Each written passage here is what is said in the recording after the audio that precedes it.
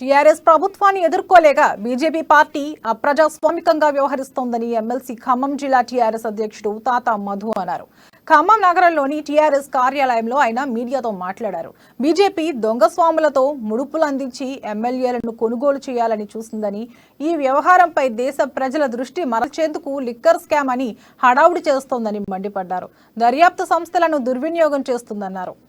నరేంద్ర మోడీ ప్రభుత్వం చేస్తున్నటువంటి చర్యల్ని తెలంగాణ ప్రజలు అట్లాగే భారతదేశ ప్రజలందరూ కూడా గమనిస్తున్నారు. తెలంగాణ ప్రభుత్వాన్ని కూలదోయాలి, తెలంగాణలో తమ ప్రాబల్యాన్ని పెంపొందించుకోవడం కోసం ఇతర రాష్ట్రాల్లో ఏదైతే మార్గాన్ని అనుసరించారో ఇక్కడ కూడా అదే పద్ధతుల్లో ప్రజాప్రతినిధులందరినీ టోక్గా కొనేసి మునుగోడు ఎన్నికలకు ముందే ఇక్కడ కేసీఆర్ గారి ప్రభుత్వాన్ని ఇబ్బందులకు గురి చేయాలని ప్రయత్నం చేయటం, ఆ ప్రయత్నాన్ని గౌరవ ముఖ్యమంత్రి గారు కేసీఆర్ గారి నాయకత్వంలో దాన్ని ఒమ్ము చేయటం జరిగింది.